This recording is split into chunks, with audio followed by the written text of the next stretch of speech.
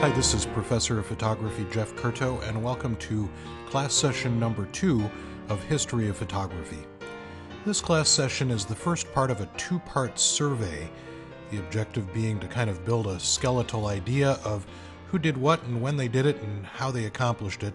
Today, in this particular class session, covering from the time well before photography through about the 1880s. We'll pick up with the rest of the survey in the next class session. So here we are joining our class in progress. Today's class, here's my deal. Today and next week, we're going to race through the entire history of photography at breakneck speed. Today we're doing from about 1800 BC to about 1888 or so AD.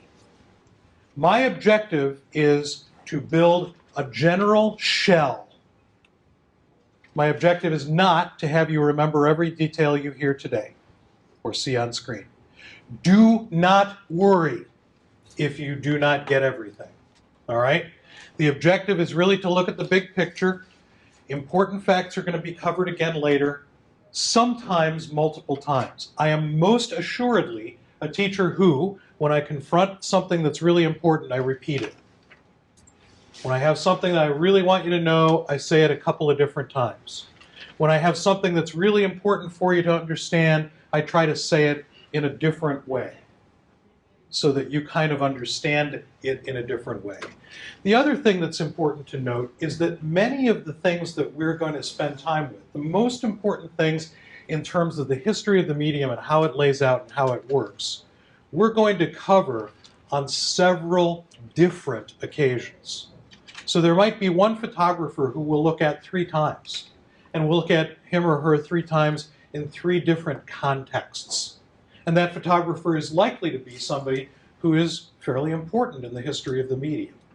So do not panic if today's class and also next week's class seem to be sort of a little maddening in terms of how much content there is. Most of the time when I do this class, I do it like this or like that. Is that too dark for you all? No. Is that good? People in the back row might be a little like, you know, under the sun back there, but they're pointed mostly at the top of the wall. So again, don't worry about the details because we're going to be covering all of this again later.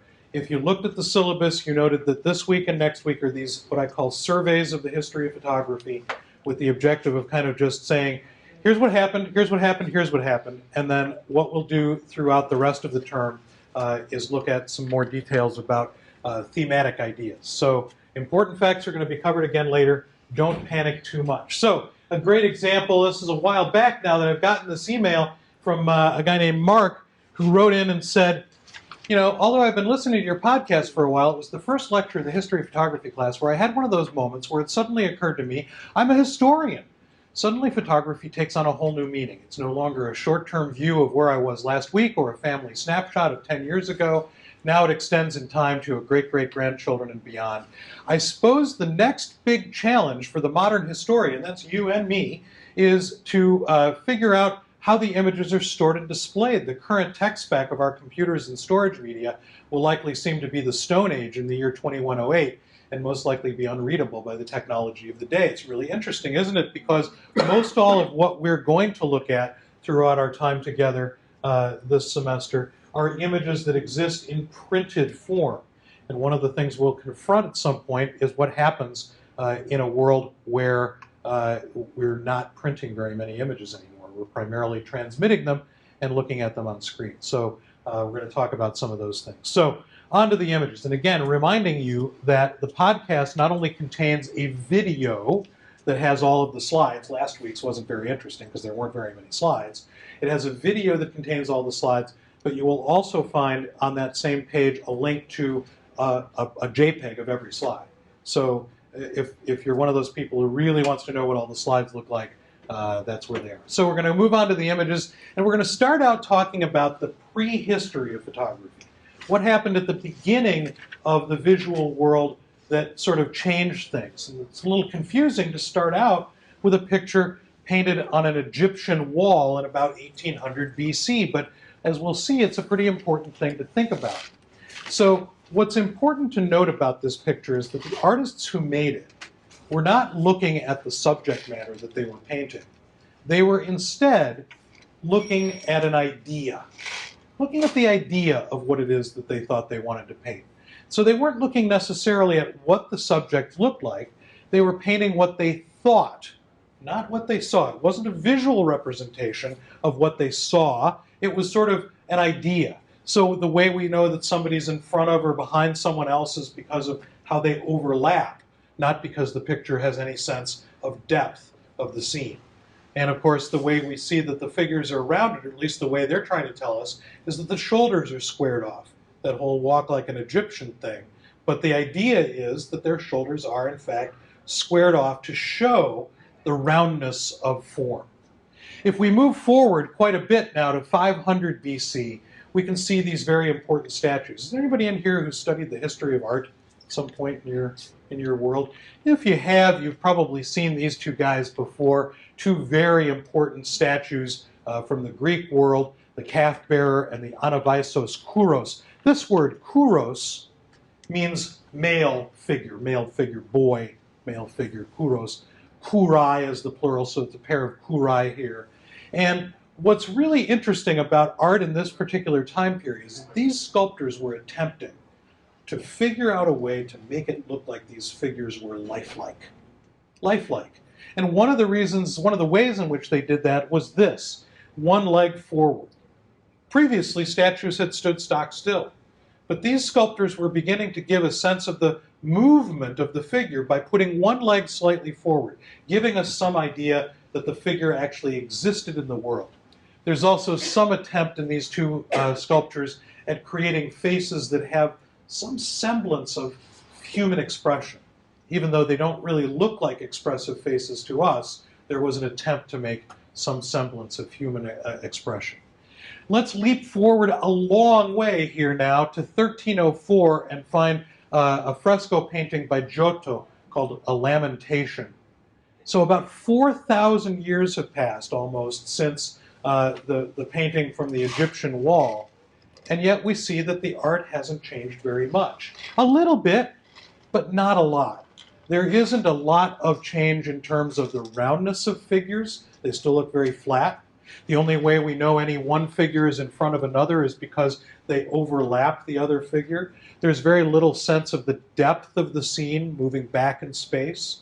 So they're still looking at the world in an idealized way. They're looking at what they think should be painted, not what the world looks like through their eyes. So they're idealizing the picture space.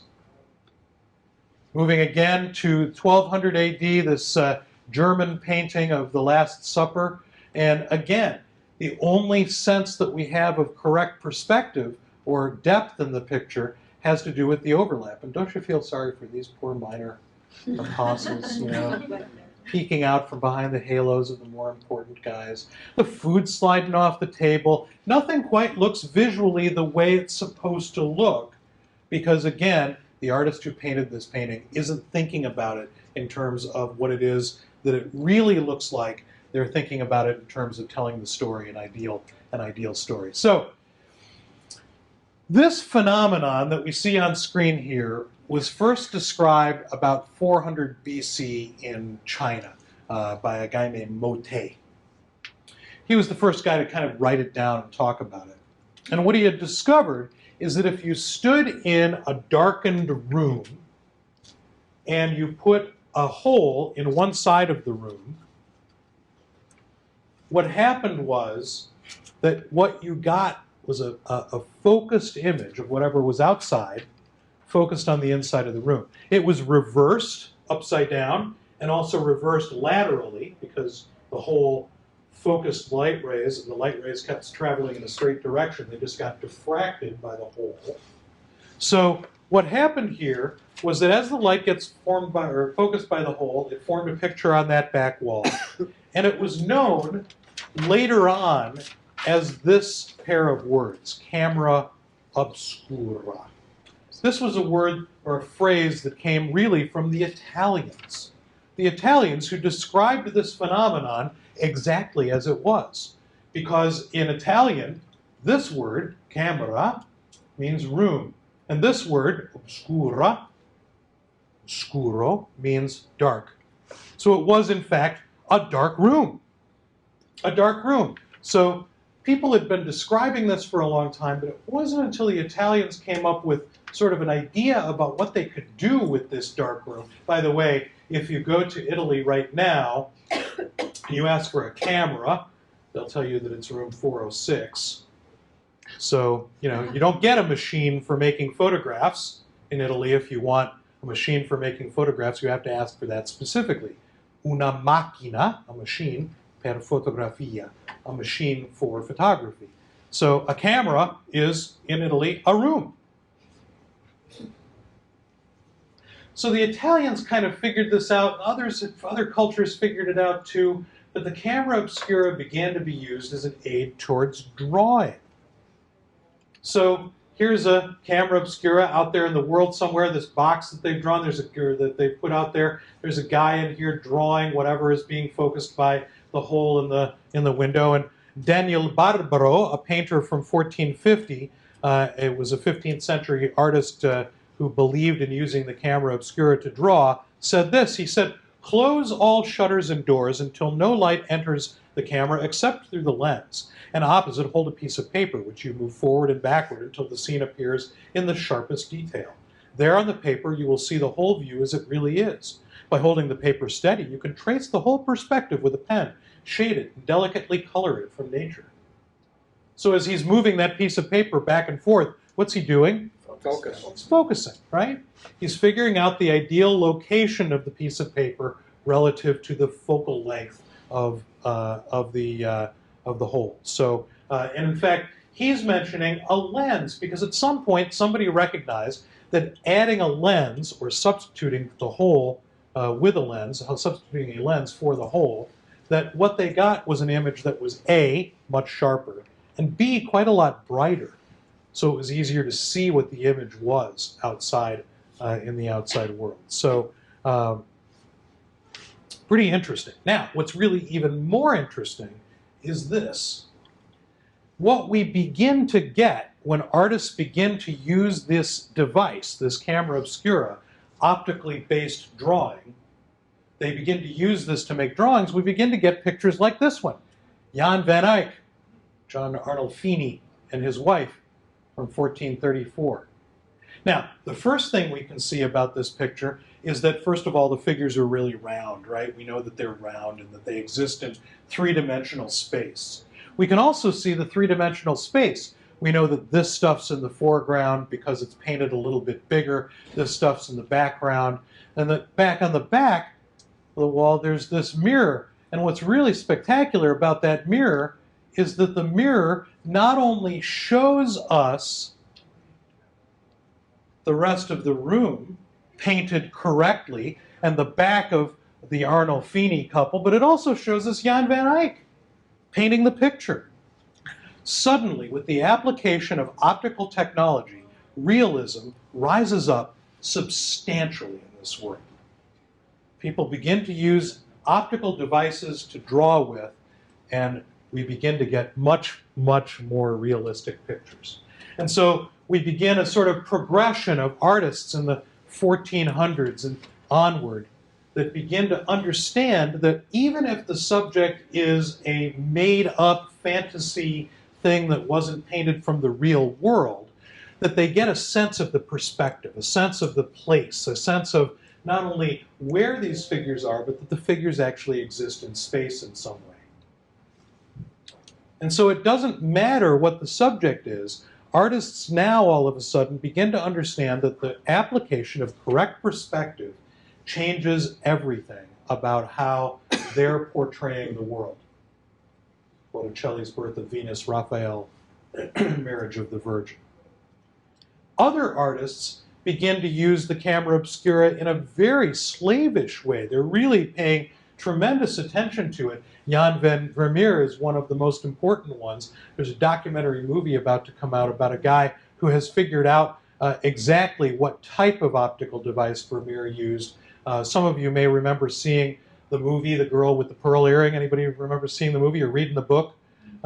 Both of them a little disappointing to me. I wasn't really crazy about either one of them. But if you saw the movie, at some point Vermeer brings in a camera obscura and he begins using it as a drawing aid.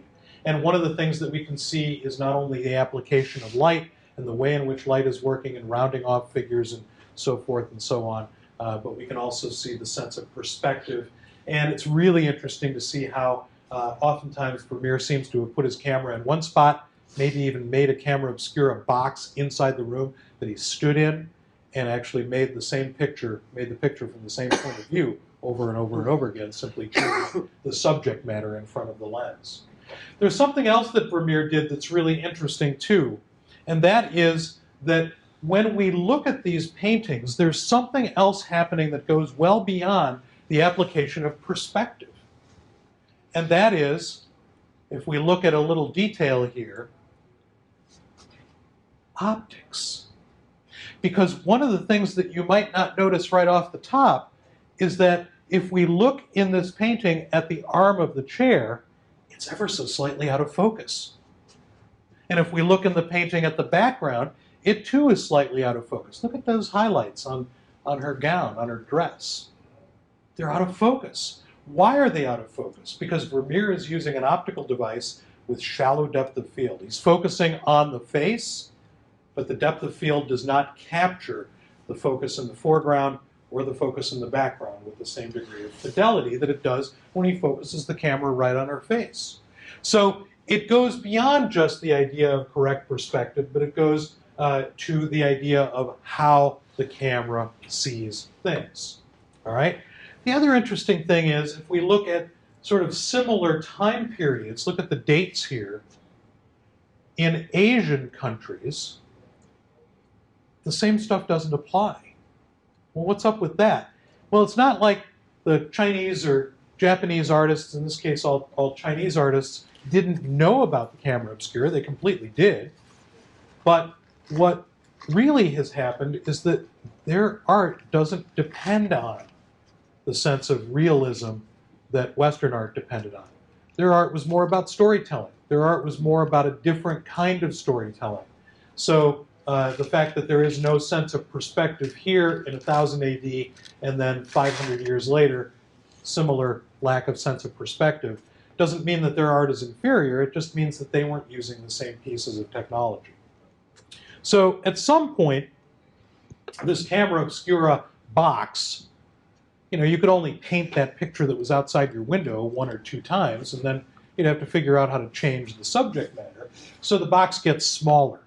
The box gets smaller, and we add in this lens to make the image brighter, and a cleverly labeled M for mirror, which would reflect the image up onto a piece of glass, onto which the artist could put a piece of tracing paper and trace it. And what's interesting is that while the camera obscura room that we looked at a minute ago might not resemble a camera very much, this sure does.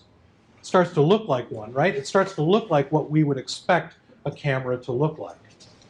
So the camera obscura becomes a smallish, still clunky, but portable box. So this camera obscura was an early form of creating visual representations of the world. Another form that came a little bit later, the camera lucida. The camera lucida comes quite a bit later, but it forms another leg of this idea of correct drawing through optical technology. So if you can sort of imagine that the word obscura in Italian means dark, you can sort of figure out that lucida or lucida, properly pronounced in Italian, lucida would be light, right? So this is an object or a device that did not require a darkened room. And so I'll sort of see if I can describe it here. Here's a detailed view of the head of this thing. Here's the shaft of it and a clamp that clamps it to the table. And this guy's using one over here. So imagine this whole thing is this over there, right? So here's how he's done this, or here's what he's doing. He's looking through a little funny eyepiece here. And the eyepiece is looking through a mirror that is not completely reflective. Some of you may remember at some point in your lives seeing an older mirror that's lost some of its reflectivity, and so you can kind of see through it as well as a reflected image.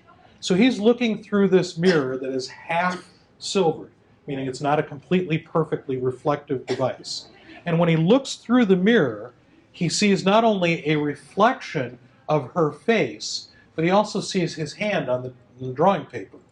And so he's tracing, the effect is that he's actually tracing her face.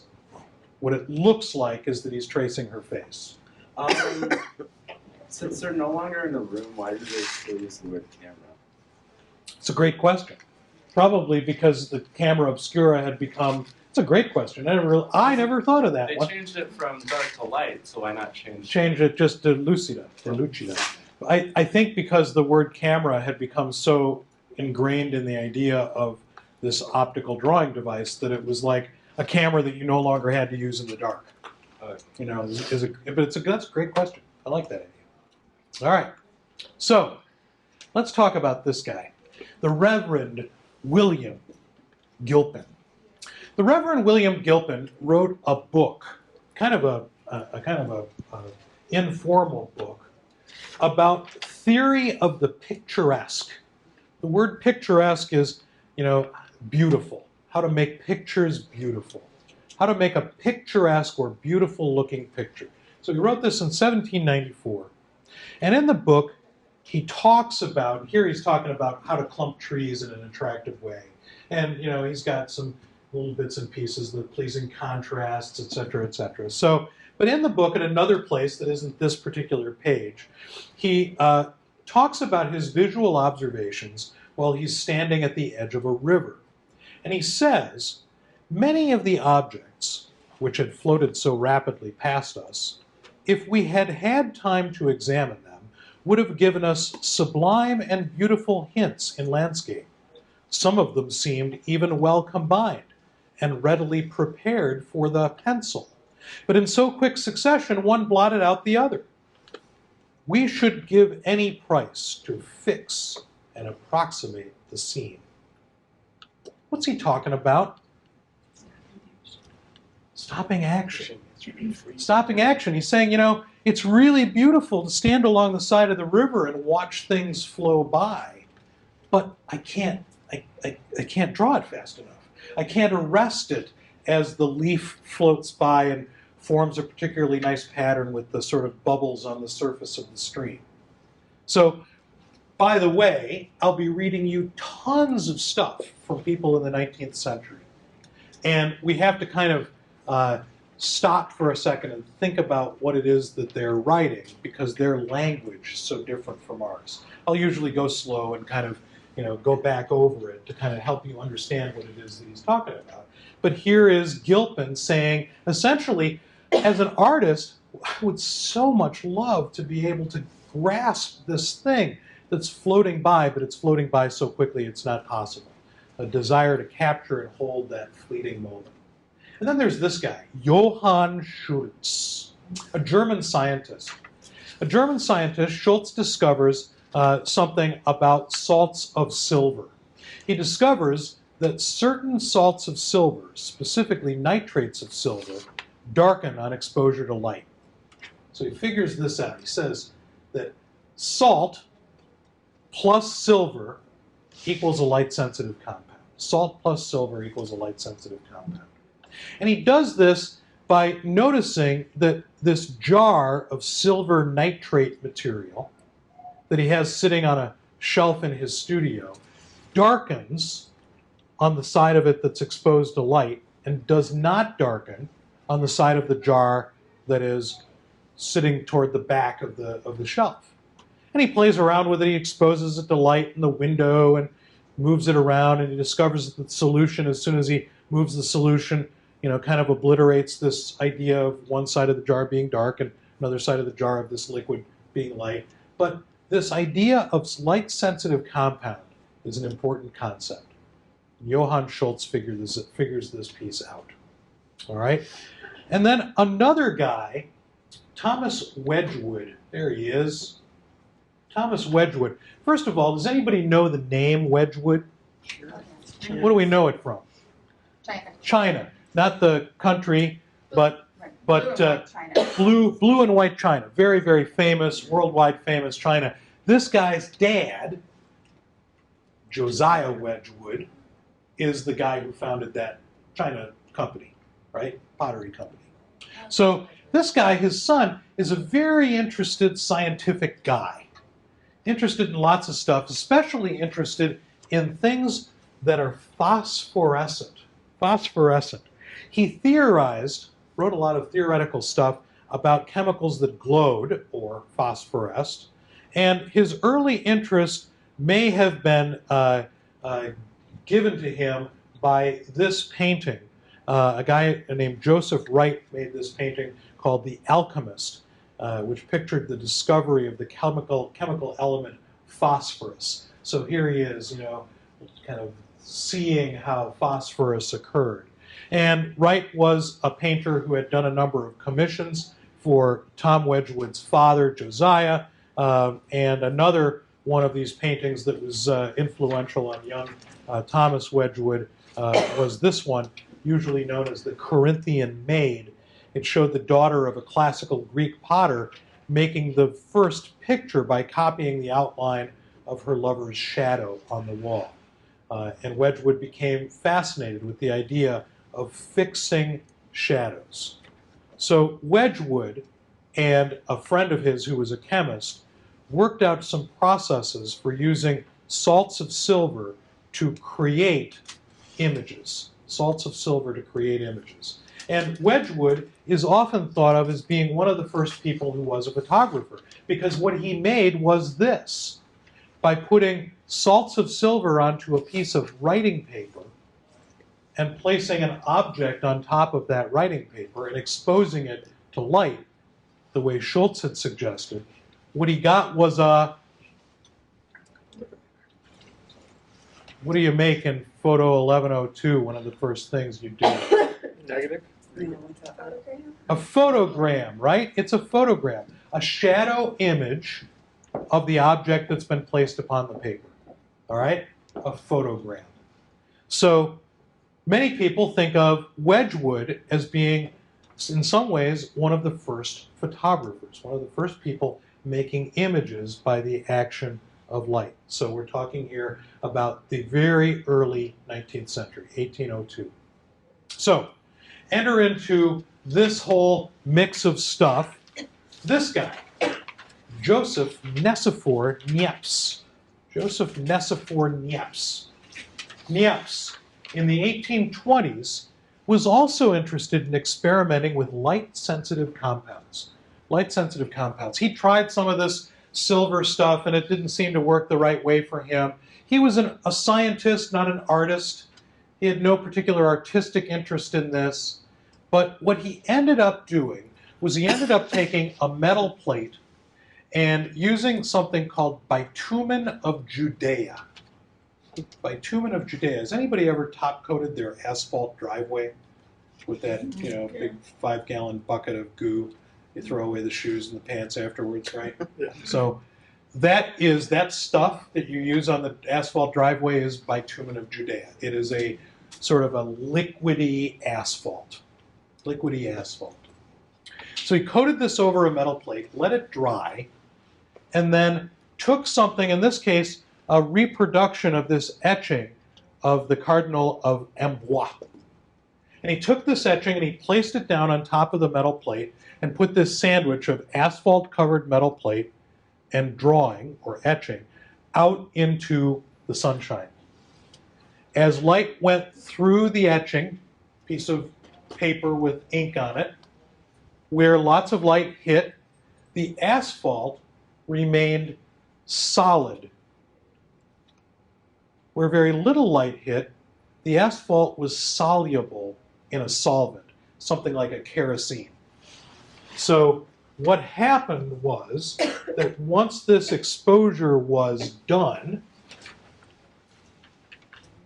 image on top of asphalt plate, he'd take the asphalt plate back into his studio, he'd bathe it in this sort of solventy stuff, and what he got was a reproduction of the image that he had placed on top of the metal plate. Now this was fascinating because while The original, of course, was made on a printing press from a metal plate with, etching stuff on it, and they could make many copies. This was a different way of reproducing that copy. All you needed was the print from which you could make as many of these as you want. He was fascinated by this. And he called this a heliograph.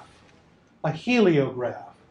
Because he equated this idea to the word helios, the Greek word for sun.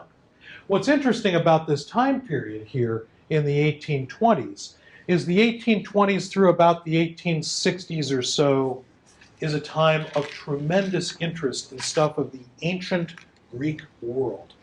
So you find a lot of Greek words being used to describe things that are happening in the arts and in the sciences.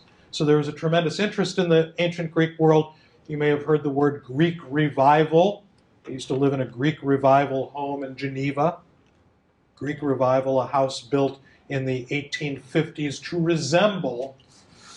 resemble a Greek temple. That's what it was supposed to look like. All right? So he calls this a heliograph or a sun picture. Graph, writing or drawing, helios, sun. A heliograph or sun picture. So, at some point, what Niepce thinks about is, hey, wouldn't it be cool if what I could do is take this same asphalt material, put it over a metal plate, and put that metal plate into the back of one of these camera obscura devices? What do you suppose would happen? Because he knew that the action of light on the plate would cause the asphalt to harden where the light hit it and remain soluble where the light didn't. And so Niepce does it. He takes a piece of metal, coats it with asphalt, puts it into the back of a camera obscura, and then eventually does the solvent piece, and he makes this, the world's first photograph. The world's first photograph. It is currently on view at the Amon Carter Museum in Austin, Texas. And to us, it doesn't look like much. It doesn't look like much. It's about 6.5 by 8 inches. And here is a slightly improved upon version of it. This is actually a photographic copy made in the 1950s and then kind of enhanced. Because this picture was lost for many, many years. It wasn't, and no one knew where it was. Everybody knew that it existed, but no one really knew what it was. So these two things are the same. This is just a reproduction where it's actually been drawn on a little bit to give us a sense of what it really looks like. But what it really looks like in our world today is this, the first photograph. Do they know how long that was exposed for? Their estimates are about 8 hours. Most of the estimates that are out there is that it's about an 8-hour exposure. And of course, the problem is that during the 8-hour exposure, the sun, which was over here in the morning, gets to be over here in the afternoon. So we're actually looking out of a window in Niepce's house. And as we look out of the window in Niepce's house, what we're seeing here is actually the edge of the window frame. Can you see it? Panes of the glass here. And we're looking across a roof. There's a tower here. This building still exists. The tower is no longer there. They've actually figured out exactly where the picture was taken from. And it was taken from a window that isn't there anymore. They actually had moved the window and they put in a chimney in the building. So they had to figure out exactly where the picture was taken from. So here he is, 1827. Niepce makes the first photograph on this bitumen-coated plate that he exposes in a camera obscura. The 8-hour exposure causes problems for the fidelity of the photograph, because what was highlighted in the morning is shadowed in the afternoon and vice versa. So in comes a little note here from some time ago, maybe the last 2 semesters, 3 semesters ago. As I'm both a photographer and a sociologist of science, neither of which I do for a living. I enjoy listening to the history, etc., etc. A question did arise into my mind as I listened to your wonderful description from the spring 2009, so it's a while ago, class 1 of the world at the end of 1838 before the development of photography. Why didn't you identify Niepce as the first photographer? And then he shows me the University Henry Ransom Center, University of Texas website, etc., etc., etc. Right? I agree that the 1839 announcements by Daguerre and Fox Talbot led to an explosion of both photographic images and public interest. Accordingly, 1839 could be characterized as the cultural birth of photography. Still, the existence of a photographic image from 1826 demonstrates that crude photographic technology predates January 7, 1839. Indeed, that photography could have been said to have had 2 birthdays supports your arguments about photography's multifaceted natures. Keep up the good work, etc., etc. 1839 also saw the invention of vulcanized rubber, important but not so important as the photograph. And since I don't subscribe to the Abner Doubleday myth about his inventing baseball in Cooperstown in 1839, I'll concede that the photograph was the most important invention culturally of 1839. Thank you, Larry, who, by the way, Larry Lawrence, he's in the cost estimating and parametric analysis in the space department of the Applied Physics Lab at Johns Hopkins University. So, you know, God only knows where these people are coming from, right? So, anyway, he's right? In a way, we could say Niepce is the inventor of photography. But in a way, we could say Wedgwood's the inventor of photography. So what I told you last week of January 7th, 1839, which in fact is the thing that's on the final exam, right? Not, right? But it's a kind of a problematic thing. And what we'll see here in just a minute is we'll see the sort of next parts. So we'll go here, and then we'll take a break to Niepce's next experiment. After the first photograph, he tried many other different kinds of images, and one of the things that he discovered was that if he was able to make the light source be a constant source through a skylight in his studio, he didn't have to worry about the light moving over time. So if the light was coming from a constant skylight source, he got realistic looking shadows, the shadows weren't moving, the exposure required was a great deal longer, but he got a much more successful image. All right? So with that, we'll sort of take a little bit of a break and then come back and see where we wind up. Niepce, perhaps the first photographer, unless you count this guy, Jacques Mande Daguerre, Louis Jacques Mande Daguerre. Daguerre was an artist. Now the interesting thing is Niepce was a scientist. He had nothing to do with the arts. He had no real interest in the arts. Niepce was a scientist, but this guy was an artist. But more importantly than being an artist, he was a businessman. And he was interested in a faster way of making pictures for this thing that he had in Paris called the diorama. The diorama. So what was the diorama? Here's a diagram of the diorama. So here is the theatrical space that people walked into and sat down in. And here is the stage. And up here, there are some curtains covering skylights and a bunch of mechanical apparatus that would raise enormous paintings, 40 by 60 foot paintings up. And these paintings would be painted on a sort of thin theatrical scrim. Some of you may have gone to the theater and you've seen, a scene where they change the lighting from the front of this piece of painted material to the back, and it looks like you're seeing through it before it looks opaque. After it looks translucent, you can see what's happening behind it. So Daguerre would bring people into the theater. There'd be a little orchestra or something playing some music, and the gas lights would be brought down, and what you'd then see is this painting, and the orchestra would play, and music would happen, and over time, slowly, slowly, slowly, the curtains up above would be changed so that you saw a translucent painting instead of a translucent painting instead of an opaque painting, or vice versa. And he'd have people like walking through the background with lanterns and things to make it look like what we were seeing was an illusion of a night in a mountain village. And slowly but surely later on, the sun would come up and the curtains would be moved in a different way, and what you'd get is the illusion of that. So it was an experience, a theatrical experience that Daguerre was in charge of. It was his thing, his baby. And he was really interested in doing this thing, but what he was mostly interested in was getting more people into his theater, because once everybody'd seen the first picture, well, they wanted another one before they were going to pay up and come back. So he wanted to make pictures faster than he was able to make them, painting them by hand.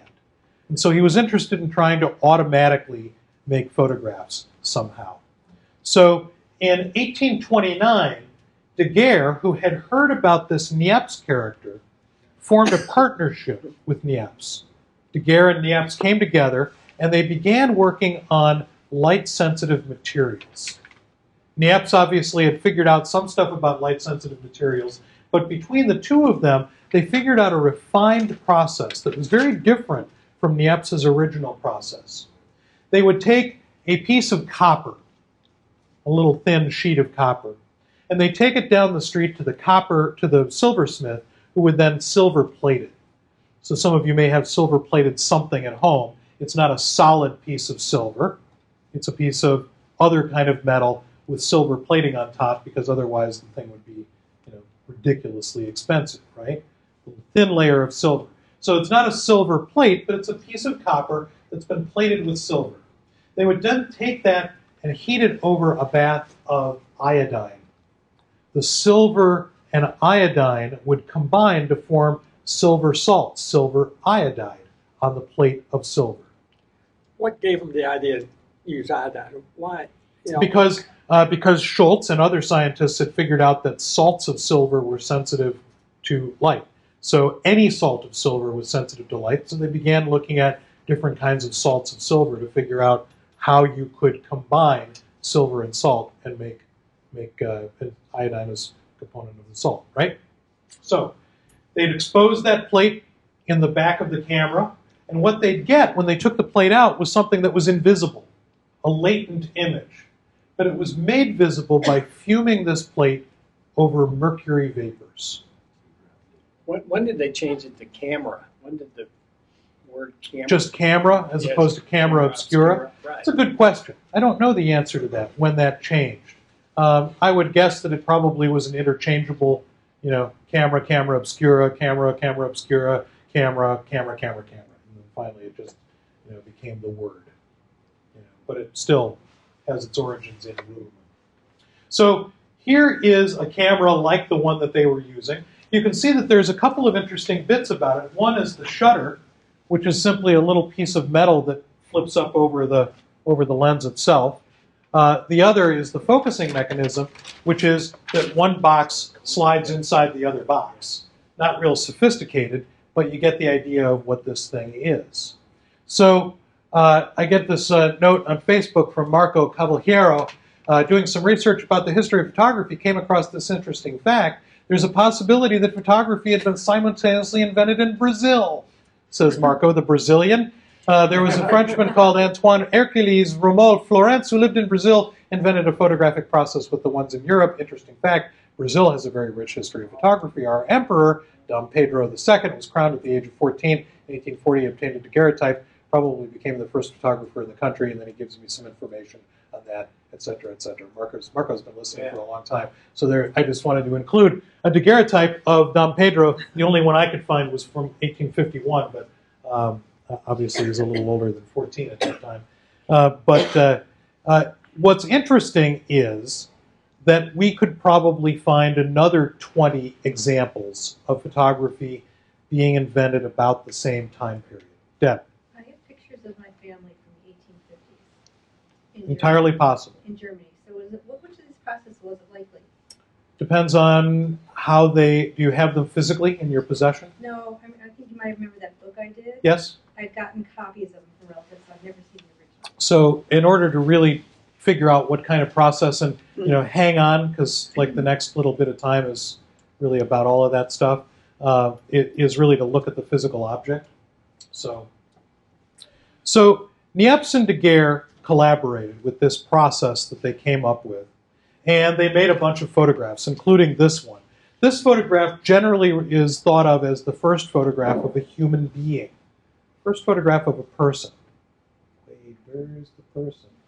There's the person, down there. And the person stood still long enough to have their likeness recorded, even though it's not much of a likeness, because the exposure times are still several minutes long. So somebody's getting their shoes shine.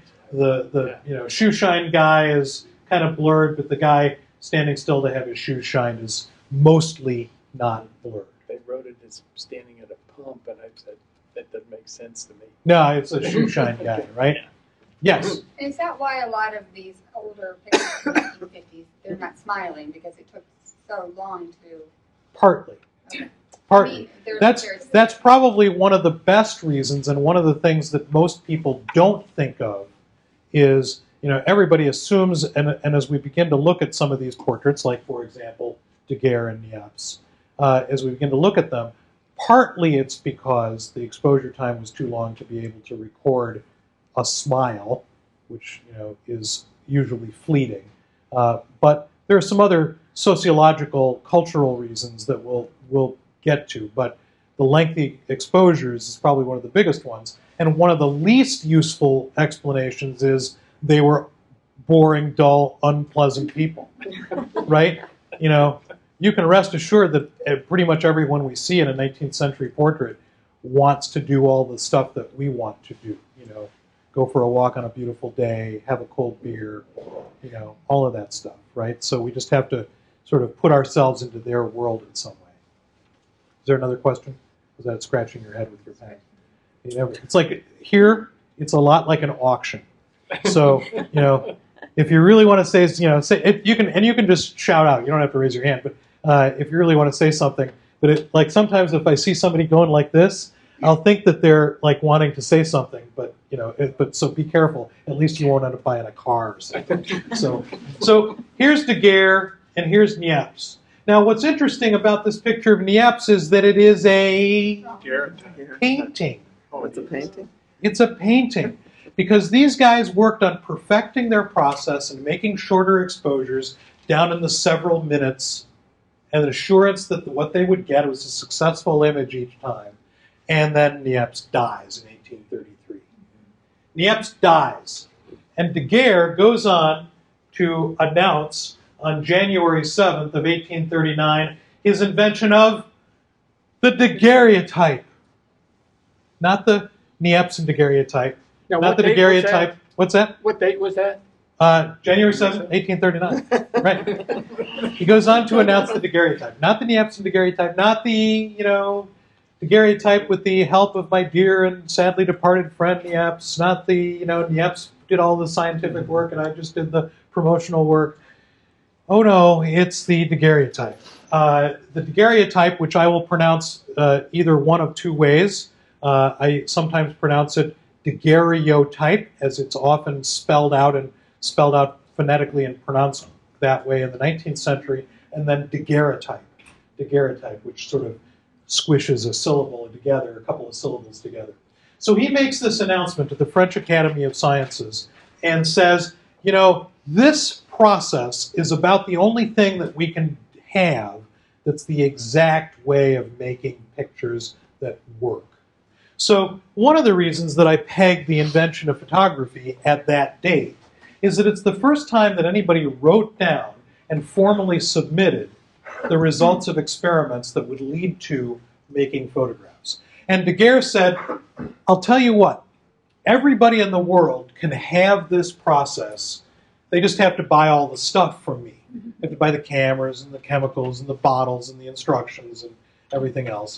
Well, he ended up with this rush of enthusiasm about it, so much so that he ended up giving the process of the daguerreotype to the people of France and the people of the world.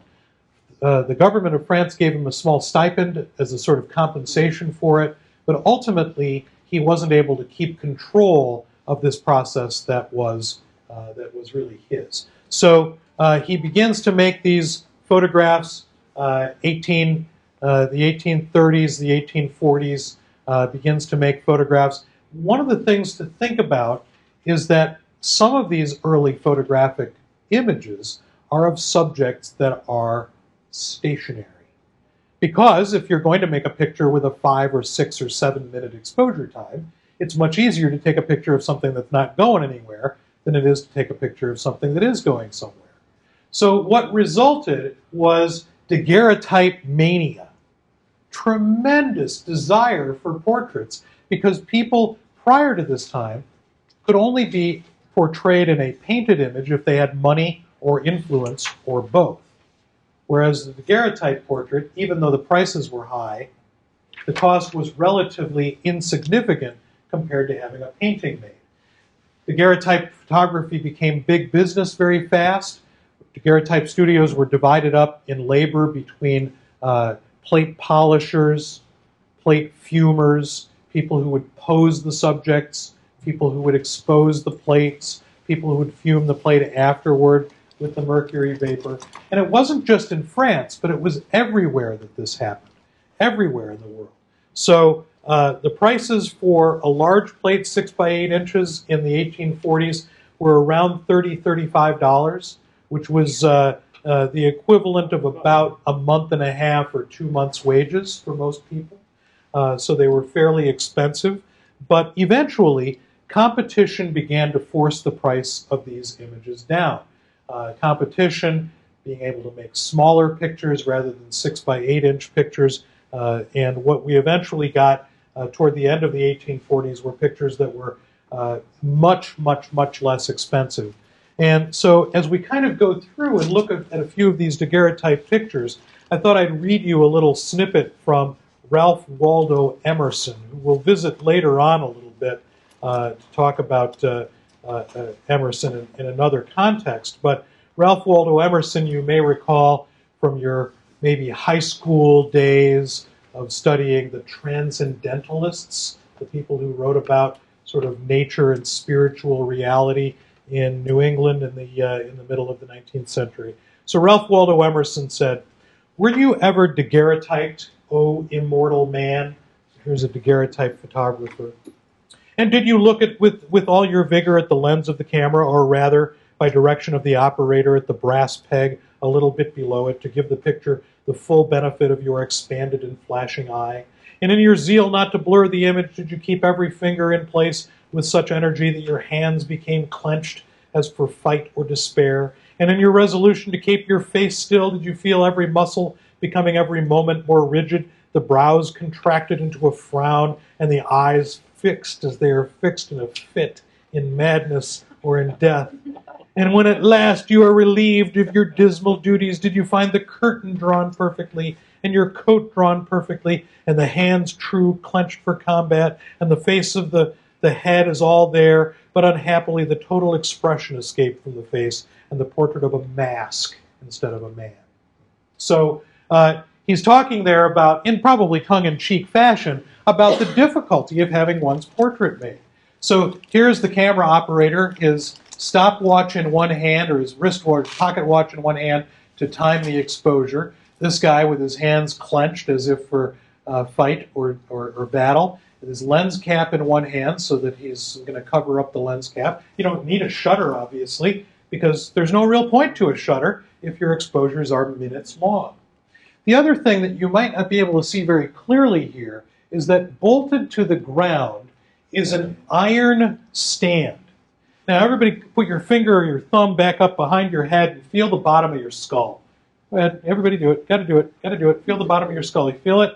That little soft spot, you know, where your skull ends. And all right, so now imagine that there is a little metal thing that sticks in there, and then some little metal fingers, little sharp metal fingers that go up on top of your head like that, and then there's a crank that cranks that down to hold your head in place. Because obviously if your head moves during the exposure, the picture is going to be blurred. So having your picture taken was a difficult proposition. And it's part of why we don't see much smiling in these pictures, So right? people got in lines for this, right? People got in lines for it. Here is an advertisement for new daguerreotype rooms in Cohasset. DSG Doan, having fitted up and established a permanent suite of rooms for the express purpose of taking daguerreotypes, respectfully informs the citizens of Cohasset, neighboring towns, blah, blah, blah, blah, blah. His rooms are being planned with a superior skylight, because obviously you'd want to have lots of light into the studio, and a perfect German apparatus. What does he mean by that? He means by that a lens invented by a German optical company called Petzval and Voigtlander, generally referred to as the Voigtlander, Voigtlander is how it's spelled, Voigtlander lens. And that lens transmitted about 20 times the light of previous lens designs, making exposures substantially shorter. And so he goes on to describe what he can do and is able to take pictures equally well in cloudy weather as in the brightest sunshine. Pictures taken and neatly set in all varieties of style, constantly on hand for sale, a large assortment of frames, lockets, bracelets, pins, etc., rings, etc., so you could wear these pictures in various ways. So there is the question about, stiff people or stiff process. The long exposure required subject stillness. It might not be fair to put Emily Dickinson's picture when you're talking about stiff people, stiff process. It was not really that cheery, right? But an amazing statistic. The state of Massachusetts in 1845, almost 500,000 portraits made. That's the whole population, isn't It's it? astonishing, right? I mean, it's just astonishing that number of pictures was being made. Has anybody ever worked in a commercial portrait studio? Every once in a while I have somebody in here who's worked in like a, Penny's photo studio or a Picture People or whatever. And they'll talk about how a really busy day is like 10 sittings, 15 sittings. You can imagine in some of these studios that they might do a couple of hundred people a day with rooms full of people polishing the plates and fuming the plates and several different cameras and people just coming in, standing, getting their picture, waiting for the process to be finished and the images to be put into frames. Isaac Jefferson, first known, one of the earliest known photographs of an American slave. Isaac Jefferson was born at Thomas Jefferson's Monticello in 1775. He was the third son of two important members of Jefferson's labor force. His father, Great George, was the only slave ever to reach the position of overseer. His mother, Ursula, had been purchased at the request of Jefferson's wife and was a pastry cook and laundress. So it connects us in some way back to the origins of our country, right? And another guy. Does anybody know who this guy was? Frederick Douglass. Frederick Douglass. Frederick Douglass was all of the things you see in that little bullet list there. He escaped slavery and became a famous 19th century important black citizen. He was an abolitionist, he was an orator, he was a newspaper publisher. He sort of led the fight for human rights. And I include this picture because it's one of those places where, for me anyway, the 19th century portrait medium transcends the problems of stiff people. And, we see a guy who looks determined. Let me share with you a little snippet of a speech that Frederick Douglass gave to the Rochester Ladies Society, July 5th, 1852. July 5th, 1852. What to the American slave is your 4th of July? I answer, a day that reveals to him more than any other days of the year the gross injustice and cruelty to which he is the constant victim. To him, your celebration is a sham, your boasted liberty an unholy license, your national greatness swelling vanity, your shouts of rejoicing empty and heartless, your shouts of liberty and equality hollow mock, your prayers and hymns, your sermons and thanksgivings, with all your religious parade and solemnity, are to him mere bombast, fraud, deception, impiety, and hypocrisy, a thin veil to cover up crimes which would disgrace a nation of savages. There is not a nation of the earth guilty of practices more shocking and bloody than the people of these United States are at this very hour. So go search where you will, roam through all the monasteries and monarchies and despotisms of the world. Travel through South America, search out every abuse, and when you have found the last, lay your facts down by the side of the everyday practices of this nation, and you will say with me that for revolting barbarity and shameless hypocrisy, America reigns without rival. Not much has changed. Holy cow. I hope at least something has changed, right? Holy cow. a guy who is so passionate about what he believes, what he thinks. A brave man to say those things to the Rochester Ladies Society. But if you looked at his picture while I was reading that text, the two things come together. That man and those statements seem to coalesce into a perfect kind of a harmonious thing. Perfect fit. And one of the things that I want you to kind of begin to think about as we look at these pictures from the 19th century is that what we're seeing is a time period that we have a hard time sometimes accessing. This is one of my favorite pictures, and I don't know too much about the image. It's an anonymous daguerreotype by an anonymous daguerreotypist. It's kind of hard to see in this reproduction, but this woman's face is this woman's face. And so what we're looking at is a family that somehow has been able to gather themselves together through the photograph. If you go around to any of the cemeteries in some of the older towns around here like Naperville or Geneva or whatever, and you look at some of these older towns, and you go into those cemeteries and you look around and you notice that there are lots and lots of gravestones for children from the 1840s, 50s, and 60s. Disease would come through a household, rampage it, and so now this may be the only way that this family can come together. Obviously, in the original image, the father is missing, but who knows why the children are no longer there. But it's a pretty profound image that details the ideas about how photography was affecting the world. So meanwhile, in England, go ahead. I was just going to ask, the big charge like per person to have your photograph taken? Generally not. Generally not. I mean, I suppose in a bigger group they might, add on a little something, but I've never read anything about charging more for a group than for an individual or a couple. So, yeah, gratuity. So meanwhile, in England, we have this guy, William Henry Fox Talbot, an English aristocrat, a gentleman. He's a guy who doesn't need to work. He really likes to draw, but as he says, I am slow and of uneven skill. Kind of describes my drawing ability, right? He uses the camera obscura and the camera lucida to make pictures. He's interested in drawing. But as he recognizes that he's not a very good draftsman regardless, he wants to make pictures automatically. He wants to be able to do this automatic picture making. So, hey, Matt Newsom says, I noticed you started posting history lectures again. Thank you very much, blah, blah, blah, blah, blah. I did notice while listening to you pronounce Talbot's name, Talbot as an A with an apple, because I'm a Midwesterner, right? And B as in strobe. As a native Londoner, I'd suggest it probably would have been pronounced Talbot, i.e. with a long A sound, but still with the B as in strobe. Not important, but having you speak Italian words on the podcast, I know you want to. So not only that, but he also... I'd say William Henry Fox Talbot. Thanks again. Just in case I didn't quite get it. So he sent me a little sound file. So Talbot. All right? So Talbot is a guy who lives out in this sort of, think if you've watched Downton Abbey, anybody watched Downton Abbey at any point? If you watched Downton Abbey, that's where he lived, in a place like that, right?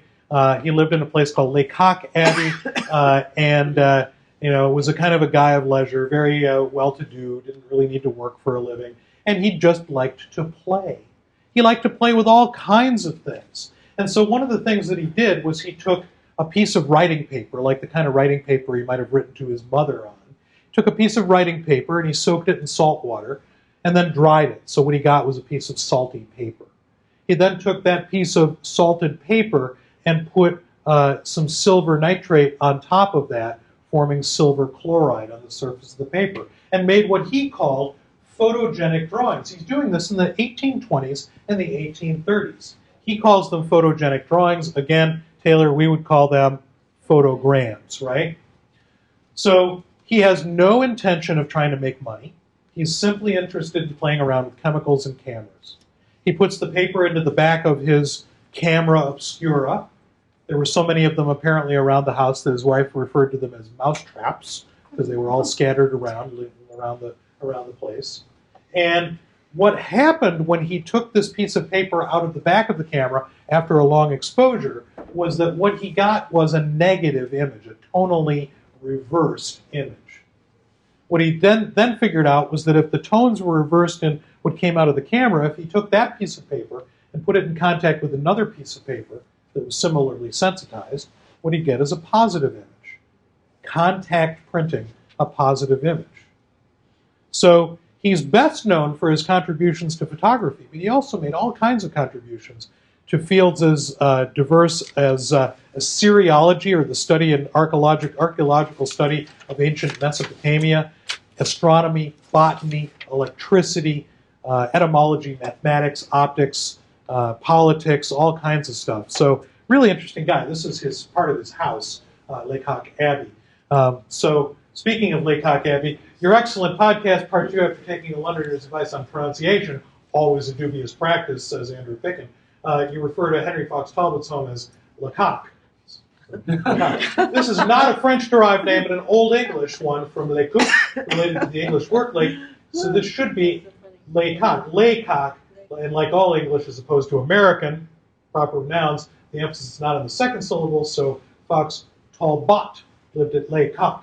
Lecoq, the whole village, is a protected location. You can actually go visit the abbey and learn more about Fox Talbot. So now I'm all, bollocksed up, as the British would say, right? Because I don't know whether it's Talbot or Talbot, So, but nevertheless, I try to do tall. At least tall is a bit of Talbot. My Midwesterner showing through. So here is some of what Fox Talbot does, blending the 18th century traditions of amateurs and amateurism with 19th century concepts of progress and professionalization. He works very hard at this. He's not just sort of doing it as a sort of casual enterprise. He's taking extensive notes about what he's trying to accomplish in making his images using the camera obscura. And as he takes extensive notes, he does some stuff that's really fun. Like, for example, writing down, the sunshine causes such strong shadows as sometimes to confuse the subject.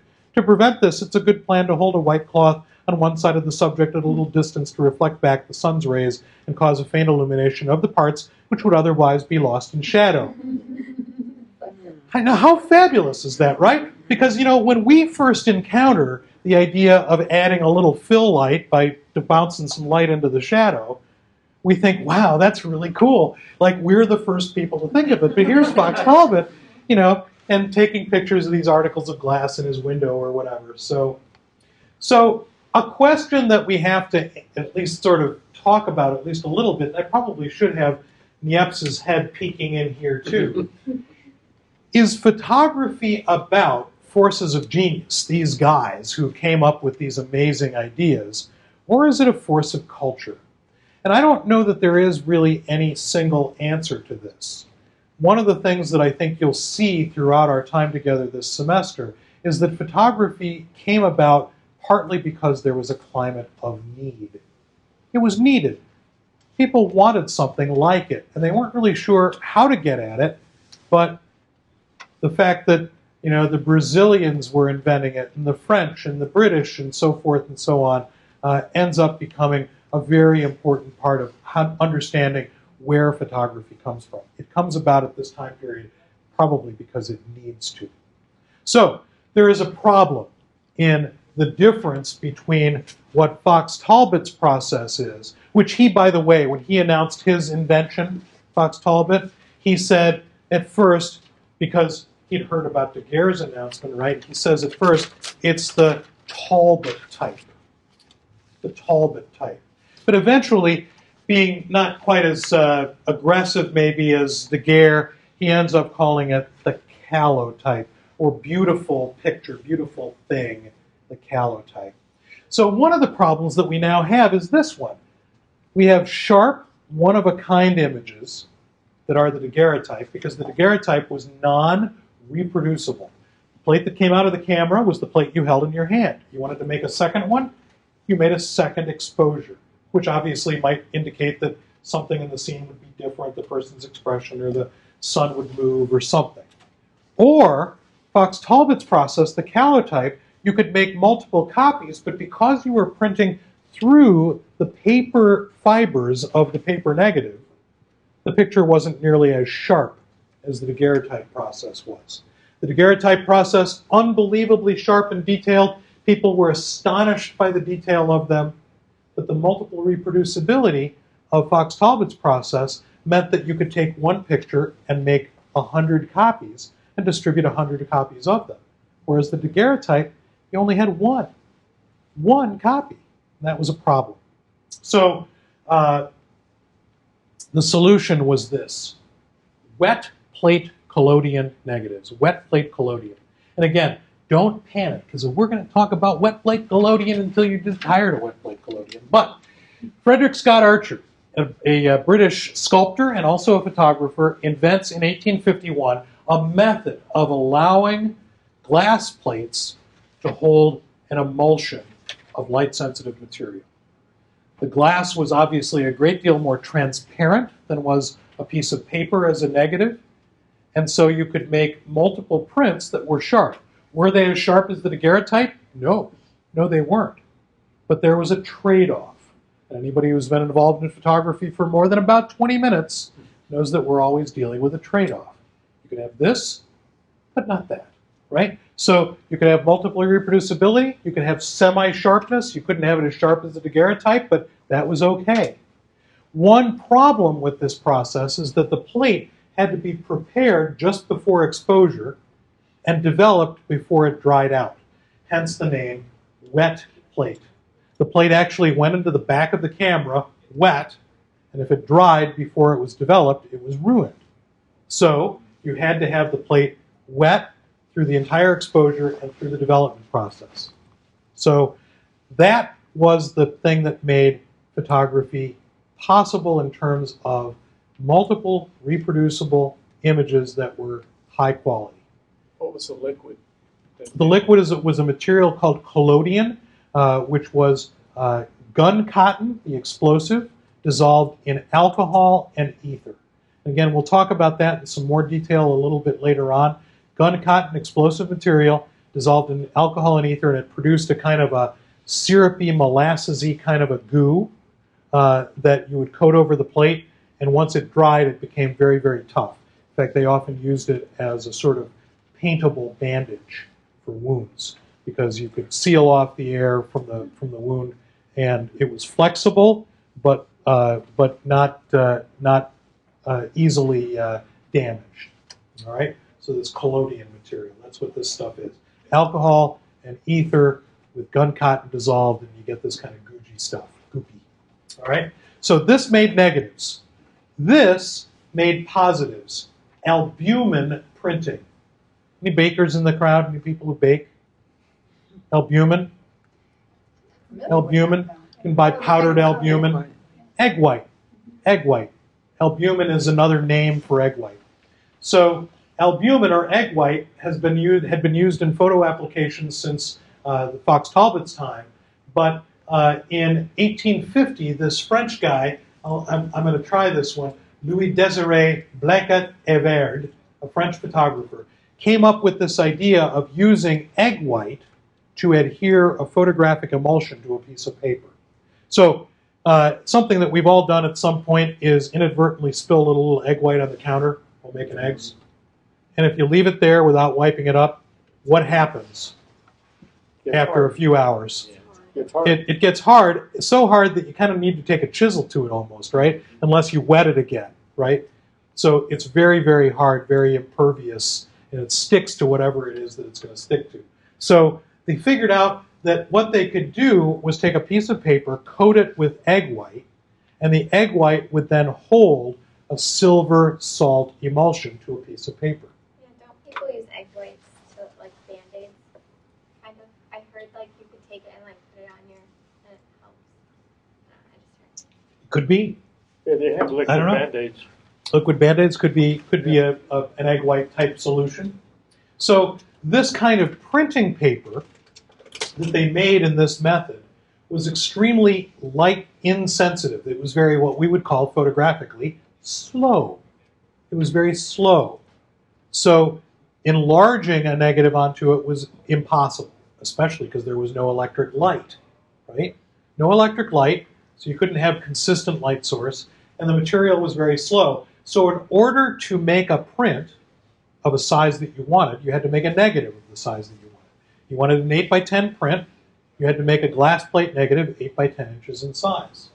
So this combination of wet plate colorimeter and albumin printing was the primary negative and printmaking combination from 1851 to the late 1880s. All right? And what this combination of two things made happen was photography began to travel. Now remember, one of the things that I said last week is that this stuff all comes around at the same time that people were beginning to recognize that they could travel farther and faster than they've ever been able to travel before. And as they did that, they began to recognize that the drawn and painted and written descriptions of places were not quite accurate anymore. So now that negatives could be made out in the field, and prints could be made later on and distributed to dozens or hundreds of people, we began to see photographs of the way the world looked. The way the world looked beyond the boundaries of the West, where this stuff had all come from. So we traveled to Egypt and Greece. It's one of my favorite ones because there's, another photographer's apparatus, sort of an anonymous photographer, but another photographer out there. We traveled to the Alps. Now remember that every photographer who's making these pictures needs to be making these pictures with a darkroom with them. A darkroom. They have to have a darkroom, they have to have all the chemicals, they have to have all the stuff necessary to coat the glass plates before exposure and develop the glass plates after exposure. They have to also have a supply of glass plates to be able to make pictures and be able to get them to the scene and back without breaking them. So here's Samuel Bourne in India. And we begin to get pictures that describe a world that we might not even believe without the pictures to describe it. I mean, if somebody said that a group of people was about to cross a river in India on inflated buffalo hides, would we believe it without the picture of people about to do that? Or if somebody said there is a wall in China that goes mile after mile after mile after mile after mile after mile, would we believe it without a picture of it to see it? Felix Beato, British photographer in Japan. And one of the things that Beato is recognized for, as many other photographers of this era in the middle of the 19th century, is hand coloring pictures to put back some of the color that was lost in these monochromatic renditions. Because color we haven't gotten to yet. Here is a description or a depiction of what a darkroom might look like, a photographer's tent, all of the bottles of, and this isn't like if, any campers in the audience, people who camp, if you camp, you've got lightweight this and freeze-dried that, and, these guys had, canvas tents and metal trays and glass bottles and, all of that stuff. So you get a sense of what this is. So when we begin to look at these pictures of the Far East, or the American West in this case, you have to recognize that the photographers are not just going like they're going for a walk in the Morton Arboretum. They're carrying with them hundreds and hundreds of pounds of gear.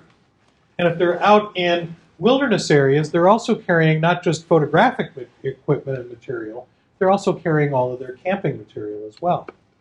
And what's really significant is that piece that I said about how photographers who wanted to make a photograph that was a particular size needed to make a negative of that size.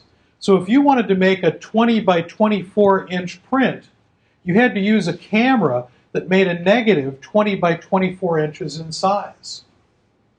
Here's William Henry Jackson out there with his camera. I love the fact that he's standing at the edge of a precipice with a huge camera, wearing a suit and a bowler hat. I love that, right? He's all dressed up. So another problem that existed was the fact that these photographs could not be reproduced any way other than making a photographic print. So if the Illustrated Christian Weekly wanted to reproduce a photograph in their pages, they had to hire an artist who would draw the picture. So here's a photograph in front of the artist, and they're going to draw it. Well, they're obviously going to leave out a lot of the detail that the camera captured. So it's like taking 20 steps forward and then 500 steps backward. We're right back to where we started in terms of reproducing pictures in ink. Photographically, it was possible to reproduce them, but otherwise very difficult. And what's remarkable as we begin to look at some of these photographs that come to us from the 19th century is not only that they made these photographs at all and brought back these 16 by 20 and 20 by 24 inch negatives without breaking them, but how beautiful some of the photographs are. Light raking across grasses late in the day or early in the morning. Even the photographer, Jackson, including himself as a shadow in the image. So if you're a photographer and you have to record the world by first setting up your camera, then going and figuring out setting up your darkroom tent and getting all the chemicals in order and all of that stuff and making photographs in that way. What happens when you need to photograph a war? The first war that came along after photography's invention was the Crimean War. And this photographer, Roger Fenton, was one of the photographers who went and photographed it. And we look at this picture, and it doesn't really look much like a war photograph, at least not what we're used to as a war photograph, until we look at some detail and recognize that all these little spherical objects are cannonballs. And if you think about it, the photographer in a war situation, having to go and set up the camera and set up the darkroom tent and get all the chemicals and coat the plate, expose the plate, develop the plate, wouldn't last very long on the battlefield. So when we look at war photographs from this time period, we're almost always looking at pictures of before the battle or afterwards. And of course, the most important battle that happened, or the most important war that happened after the invention of photography, was the American Civil War. I don't know why some of my slides are cut off at the top, but they are. Sorry about that. So the American Civil War, the first major conflict to be photographed in a comprehensive way. A name that we often associate with the American Civil War in photography is Matthew Brady, a guy who was a very successful portrait photographer in New York City. Brady was a photographer who actually did photograph it during the Civil War, photographed battle scenes and so forth and so on. But Brady also needed to run his studio back in New York and was also slightly losing his eyesight as the Civil War went on. And so he hired a bunch of young, relatively untested photographers to go out there into the world and make photographs. And some of those people are folks that come to us through the history of the medium that become important after the Civil War, cutting their teeth, as it were, during the American Civil War. And one of them was Alexander Gardner.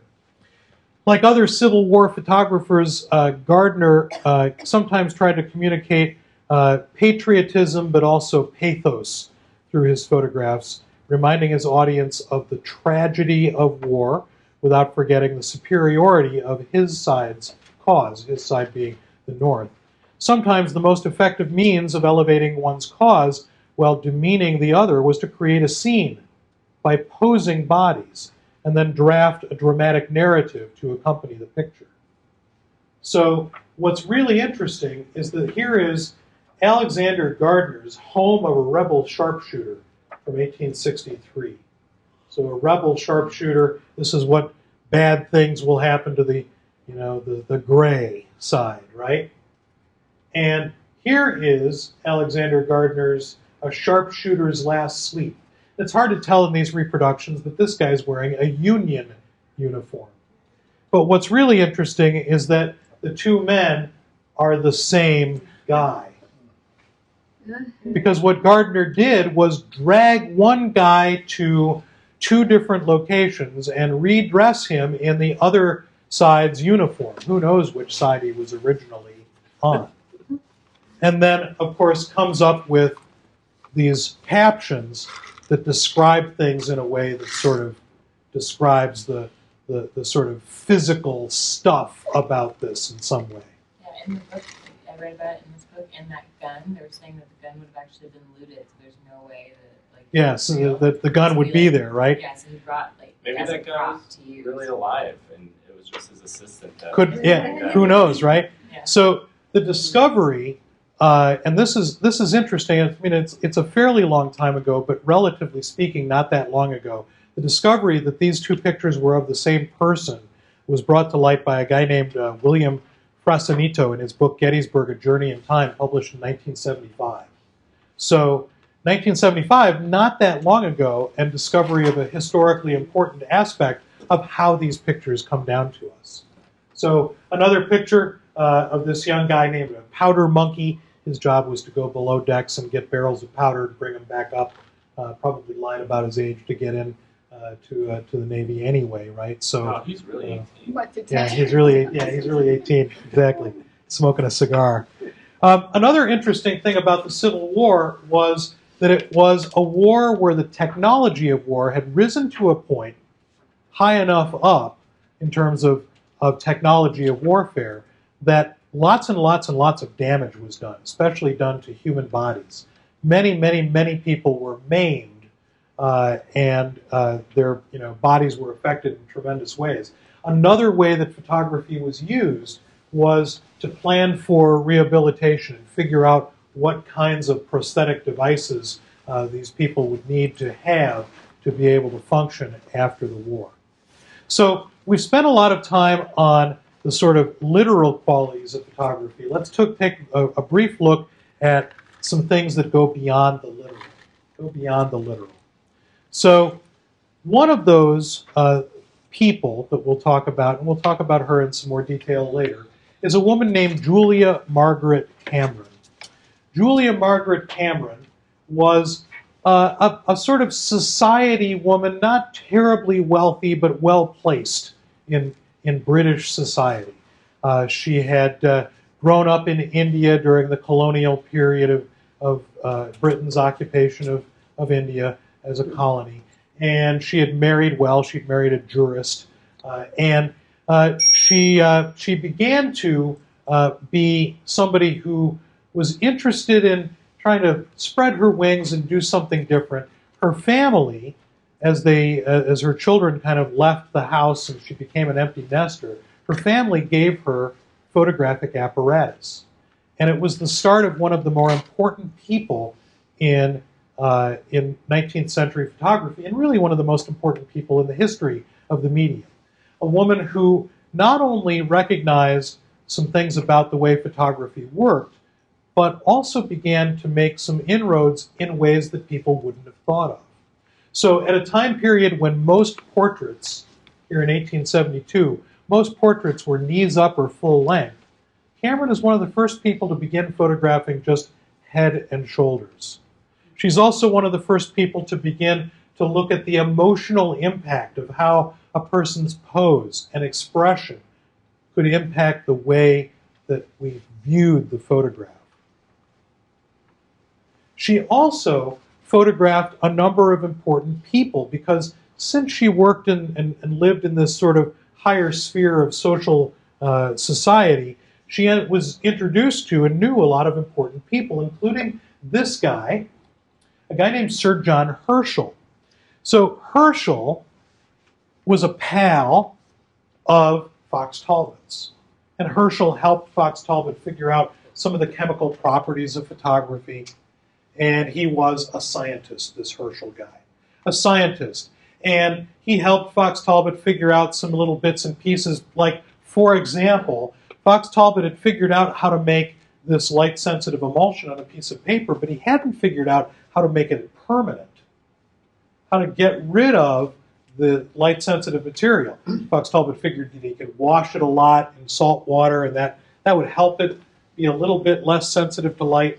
But this guy, Sir John Herschel, photographed here by Julia Margaret Cameron, all three of these guys British, Herschel figured out that there was a chemical called hyposulfite of soda, something that we call fixer. So you've been in the black and white darkroom. Herschel came up with that chemical. Herschel also helped Fox Talbot with some of the problems that he had when he began to do these kinds of pictures using a camera obscura and light-sensitive material. Now the problems were, what do you call it? So Herschel came up with the name for this tonally reversed image, negative, and the tonally correct image, positive. But he also came up with the name that Fox Talbot could call the whole thing that he was involved with. By taking two Greek root words, photos, light, and graphos, drawing, Herschel came up with the word photography. So it is Herschel that we have to thank for the name of this thing that we love and do. Photography, photos, graphos, light writing, photos, graphos. So Cameron photographed this guy, and you can see that this portrait is so different from the ones that we've looked at before. Close, just head, really. A little bit of shoulder, a little bit of neck.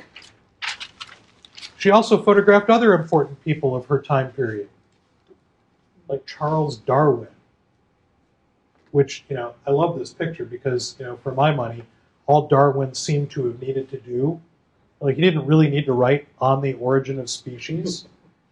Like he really just needed to walk into the room, turn profile, and say, see? So Darwin was an acquaintance of Julia Margaret Cameron. So not only is this woman thinking ahead in terms of photography and thinking about photography as an artistic enterprise, but she's also photographing some of the more important personages of her time, including Alfred Lord Tennyson, for crying out loud. The poet laureate, right? So she's photographing some of the important folks of her era. All right, so stereoscopic imagery. Stereoscopic imagery. Again, we'll come back to this a little later on in some more detail. I'll bring in some stereoscopic pictures. A twin-lensed camera with the lenses placed about the same distance apart as the human eye, about 2.5 inches. You can even see the little thing that connects the two shutters in this camera. It takes the same picture at the same moment. On a single piece of glass plate, printed together, and then viewed in a viewer that separated the left-hand image from the right-hand image. Some of you probably know the Viewmaster. As a kid, I had one. As kids, my kids had one. So one of the things that's fascinating is to think about, does anybody know anyone who doesn't have a television? Anybody in this room know anybody who doesn't have a television? One person. Is it by choice or by economic situation? By choice. Choice, right? So in our world today, it's unusual to walk into somebody's house and not see a TV, at least one, maybe a couple, maybe a lot, right? So it would be just as unusual in the 19th century the late 19th century, to walk into somebody's home and not see a stereo viewer and a group of stereo images. You could go to the store and buy stereo images of places distant and nearby. You could go to the store and buy erotic stereo images. You could go to the store and buy just about any kind of stereoscopic photograph. Here's an example of a photographer's studio toward the end of the 19th century. You can see all the skylights up here, some reflectors, some things to keep the light from shining on a particular spot, the camera. Just like today, the quality and style of the camera may have something to do with the subject's impression of whether or not you know what you're doing, right? So this wet plate collodion process had a couple of derivatives. One of them was called the ambrotype. The other one, which you've probably heard of, is the tintype. The tintype is one you've probably heard of. The ambrotype, not so much. Both of them are basically the same, and they are underexposed images backed up with something black. So here's an example. This is not the greatest example. You really need to see one live to make it make sense. But on the left here, we have an underexposed negative. You can see it really, really weak, right? And if you've taken any black and white photographs, probably you have some underexposed negatives. You can play around with this. You can take the underexposed negative, put something black behind it, and what happens is you see a positive. It's not very high quality, but it works. And what it does is it allows for a one-shot deal. This underexposed negative, A, you could expose for a short period of time, and B, you didn't need to make a print from. If the subject only needed a single picture, they could use that. The other option was tintype. wet plate collodion emulsion painted over a piece of blackened metal, painted black. So a piece of tin or other base metal, painted black, wet plate collodion emulsion on top, underexposed image, and what you got was a positive. In this case, a little bit of hand coloring went on. One of the advantages of these processes is they were so inexpensive to make because there was no extra step. There was no printing of the negative. So you got tin-type photographers or tin typists springing up all over the place, including this obviously financially well-off guy here outside of his studio with examples of his wares.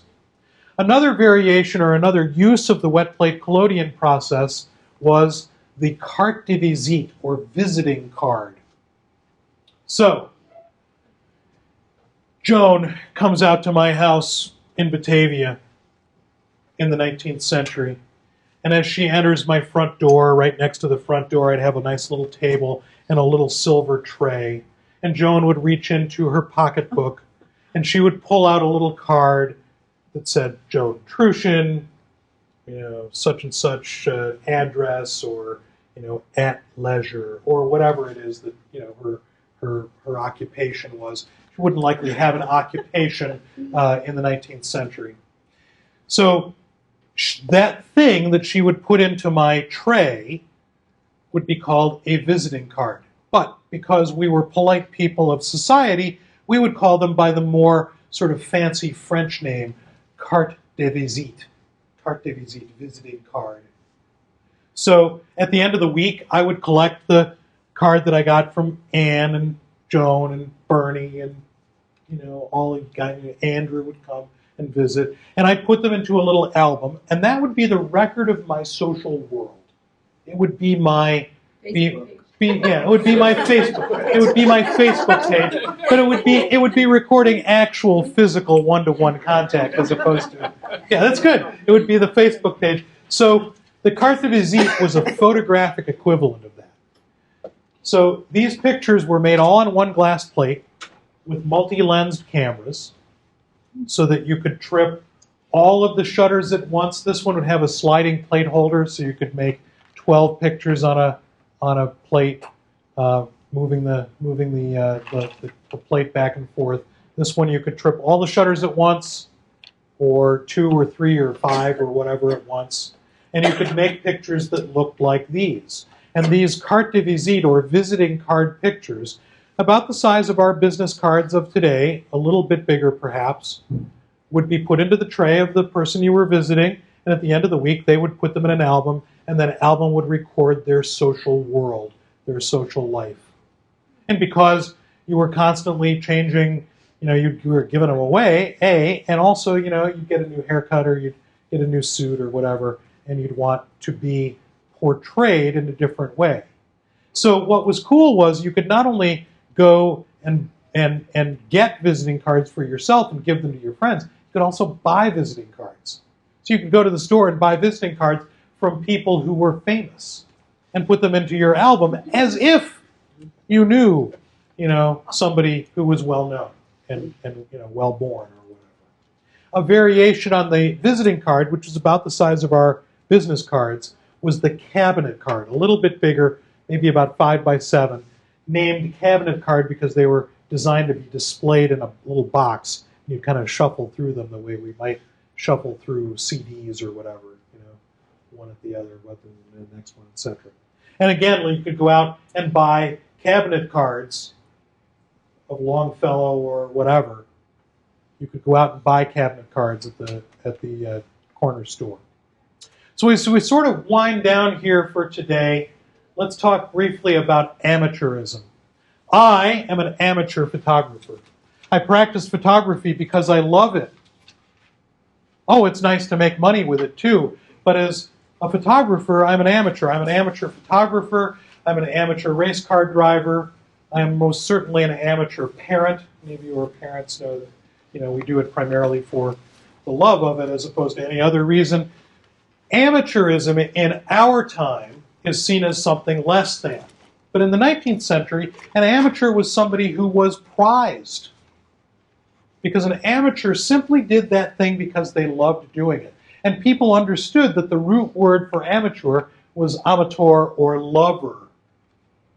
We've sort of lost that. I mean, try to go to Crate and Barrel and ask them for an amateur frying pan. You know, Yeah. go to Home Depot and say, I just need an amateur drill. They'll look at you like you're nuts, because everything is pro, right? We synonymize professionalism with quality. But in the 19th century, amateurism isn't necessarily thought of that way. And amateurism in photography is tied to easier technology. Most importantly, the dry gelatin glass plate. Wet plate collodion, a lot of involvement. Dry gelatin glass plates, you could go to the store, buy a box of them, take them home, load them into the plate holders that you had at home, and go out and photograph and develop them later, or have someone else develop them for you. You didn't have to have nearly as much undertaking in terms of the technology. And so what we get are amateur photographers, like these two guys, Dunmore and Pritcherson, a couple of just regular guys who decided that what they wanted to do was go off on a voyage to the Arctic Circle, and they made a bunch of photographs. They weren't making photographs for an expedition. They weren't making photographs for a survey. They were simply making photographs because they went on a great adventure, and they wanted to make photographs for themselves, for their own amusement and edification. And we also get camera clubs. Anybody belong to a camera club? So I love this camera club group because I figure that the rank and file members, they all wear bowler hats. You know, the regular members wear bowler hats. And the newbies, you know, the new initiates here, they have to wear these little silly pork pie hats, these two guys over here. But the president of the club, the president gets to wear this bitchin' hat here. That's a cool hat.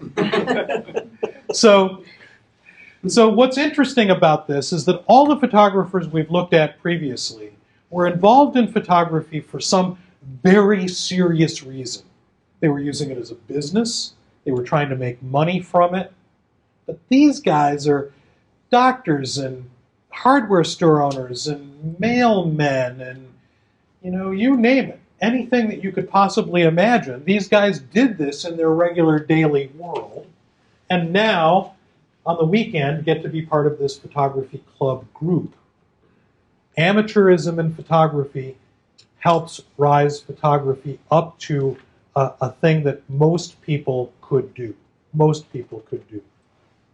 Technologically, we have this guy, Edward Muybridge. Now, we're going to talk about Muybridge quite a lot, but Muybridge had a sort of relationship, loose kind of relationship with the governor of California, Leland Stanford. There he is.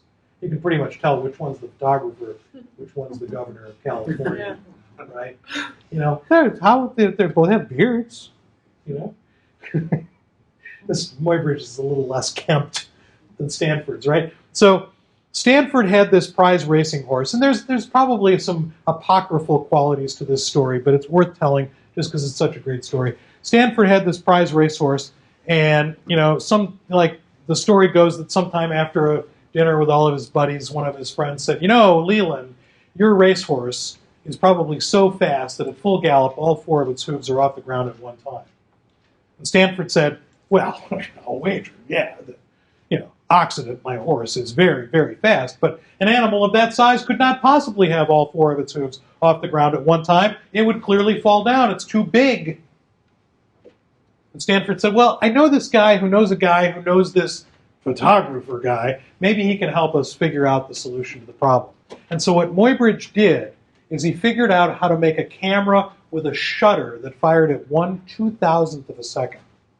He lined up a series of cameras along a racetrack, painted the backdrop white, put lime on the ground so that lots of light was all around and reflecting, painted the horse and the rider black, and had the horse gallop down the racetrack. As he did, he breasted a string that was connecting the shutter of each camera, one in succession with the other, with the other, with the other. And what Muybridge ended up doing was capturing the horse in frozen motion. And what's fascinating is, before this time, most people didn't know that a horse could, in fact, have all four of its hooves off the ground at one time. How could it possibly be? The animal's too big. It would clearly fall over. Everyone had always painted and drawn a horse with at least two legs on the ground at once. Two hind legs, front and back, left and right, etc. But Muybridge chooses this sort of set of technologies that allows him to stop motion. This combination of stop motion imagery, amateur photography, leads us down to the path of tourists climbing the pyramid. Contrast this with the picture we saw half an hour ago of the pyramids, stately, off in the distance, a travel photograph par excellence, a tourist amateur photograph of people climbing the pyramids, or Annie Oakley on her horse, or the Wright brothers. Orville flew first, that's him on the airplane, Wilbur running alongside. A photographer named Daniels took the picture. And what do you suppose happened after the plane landed and Orville, skids to a halt, and he says the first words that anybody's going to say after the first manned-powered flight? Did you get the picture? Did you get the picture? Not like, woohoo, I'm the first guy to fly. Did you get the picture? Did you get the picture? The photograph becomes synonymous with truth, proving the truth. And then, lastly, this guy, George Eastman. George Eastman, who comes up with a combination of a bunch of things. One, he figures out how to make film, flexible photographic emulsion. Flexible photographic emulsion. Previously, it had always been on a glass plate. He comes up with a method of figuring out how to put an emulsion on something that could be rolled up into a roll. That roll could be put into the back of one of these cameras, very simple device, with a key that would advance to the next thing after you cranked it twice, and a shutter button that looked like this. And he comes up with a name for it. He calls it the Kodak. The Kodak, a name that he figured could not be misspelled or mispronounced. Kind of grabbed it out of thin air. The Kodak camera. And he comes up with a motto. You press the button, we do the rest. Or you can do it yourself. The only camera that anybody can use without instructions, as convenient to carry as an ordinary field glass, meaning like binoculars. Worldwide success. In stock everywhere.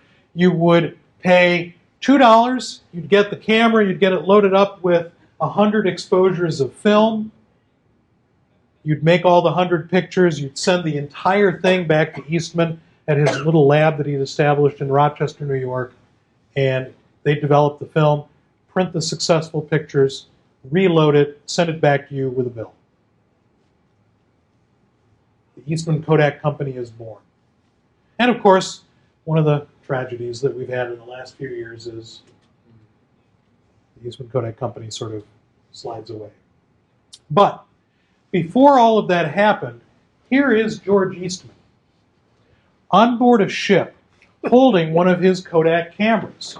Where's he going? He's going to Europe. He's going back to France and to England to sell the Americanized version of what had come from France and England. He's going back to sell them the Kodak technology. So there he is on board ship. So we'll sort of leave things here. Next time we'll talk about the rest of the story and sort of move on from about this time period and see where we can wind up in the